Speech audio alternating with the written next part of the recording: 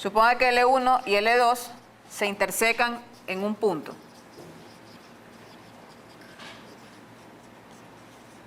Si se intersecan en un punto, eso quiere decir que hay un punto de coordenadas X y Z que satisface simultáneamente las dos ecuaciones paramétricas, ¿verdad?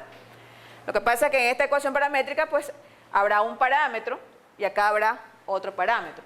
Entonces, si yo logro demostrar que hay un parámetro T para el cual nos da un punto X y Z y hay un parámetro U para el cual nos da el mismo X y Z, ya demuestro que se están intersecando en un punto, porque quiere decir que tienen un elemento en común. Entonces, ¿cómo formaríamos el sistema? Si partimos del supuesto que se intersecan, ¿qué deberíamos igualar? Deberíamos igualar el X de L1 con el X de L2, el Y de L1 con el Y de L2, el Z de L1 con el Z de L2. Así es. Entonces ustedes tienen que igualar 1 más 2T es igual a 7 más 3U menos 2 menos 3T igual a 2 más 2U y 5 más 4T igual a 1 menos 2U.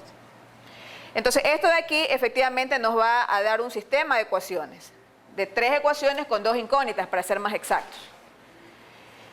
Si dejamos, por ejemplo, T como la primera incógnita y U como la segunda incógnita, tendríamos así: 2T menos 3U es igual a 6, ¿verdad? En la segunda ecuación, menos 3T menos 2U es igual a 4. Y de la tercera ecuación, 4T más 2U es igual a menos 4.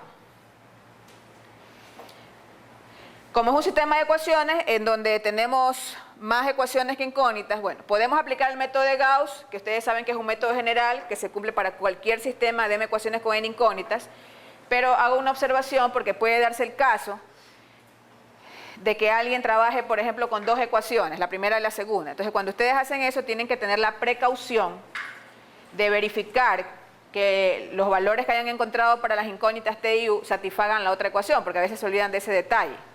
Entonces, hay 2 formas de resolver el sistema. Si ustedes quieren, usan el método de Gauss, que es con la matriz aumentada, o si no, toman 2 ecuaciones, las cuales las resuelven, pero luego tienen que comprobar que esos valores de T y U satisfacen la otra ecuación, la que no tomaron en cuenta. Porque si no hacen eso, pueden suponer que el sistema tiene solución única y realmente no lo tiene. Entonces vamos a hacerlo, en mi caso, yo prefiero hacerlo con el método de Gauss, que es un método que ustedes conocen, y para eso se escribe la matriz aumentada.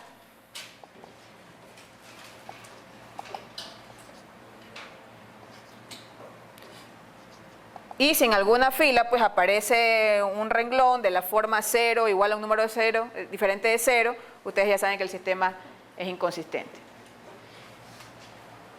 Bien, entonces aquí podríamos, en el caso de la primera ecuación, multiplicarla, por ejemplo, ¿perdón? Menos 4, correcto, gracias. Sí, tiene razón. Acá está menos 4, ¿no?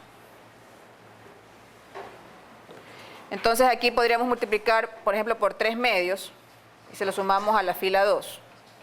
Y también podríamos multiplicar por menos 2 y se lo sumamos a la fila 3. Bien, ustedes también vayan trabajando para verificar que llegamos a la misma conclusión. Entonces esto de aquí nos queda 0. Aquí sería menos 9 medios menos 2. Entonces eso es menos 9 menos 4, o sea, menos 13 medios. Aquí sería 3 medios por 3, aquí nos queda 9, más 4, 13. Aquí nos queda 0, aquí nos quedaría 6, más 2, 8. Aquí nos quedaría menos 12 menos 4, menos 16.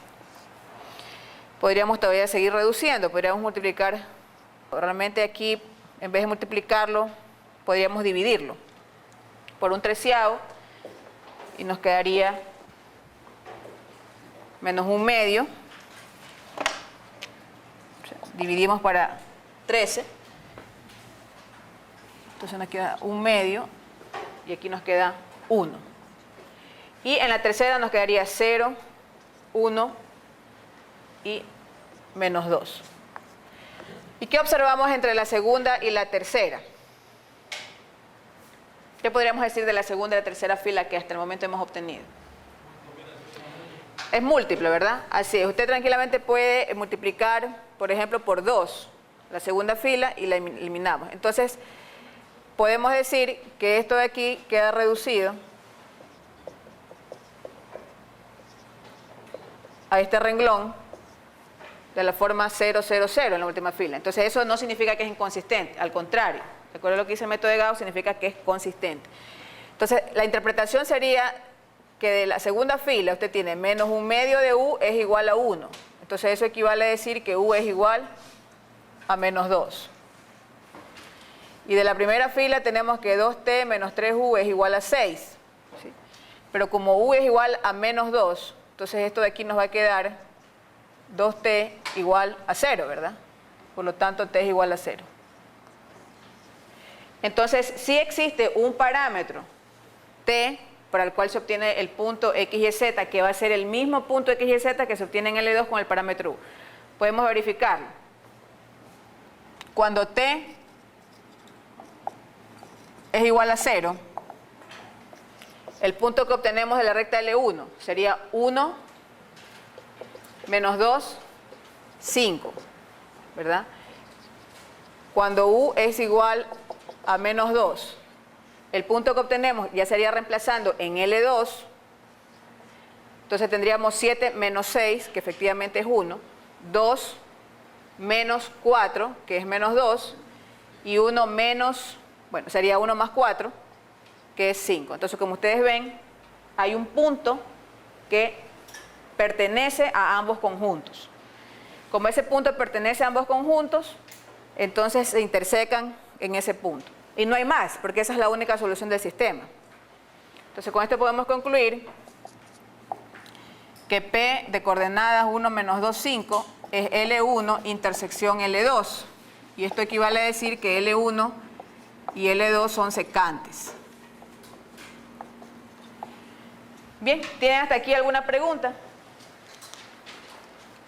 Entonces, como ustedes ven, hemos utilizado el álgebra de los números reales para poder llegar a una conclusión acerca de la relación o del tipo de rectas que nos han dado en el problema.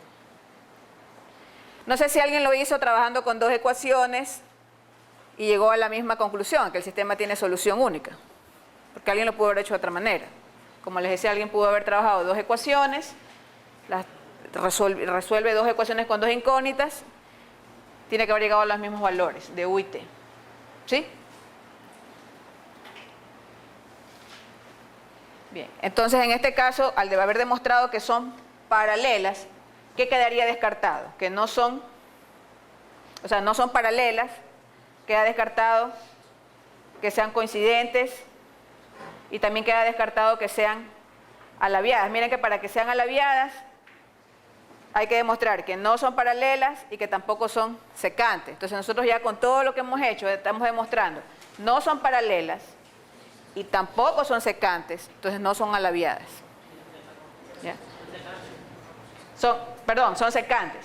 A ver, no son paralelas, pero sí son secantes. Entonces, como esto es un I, quiere decir que no son alabiadas. Para que sean alabiadas deben cumplirse las dos condiciones al mismo tiempo.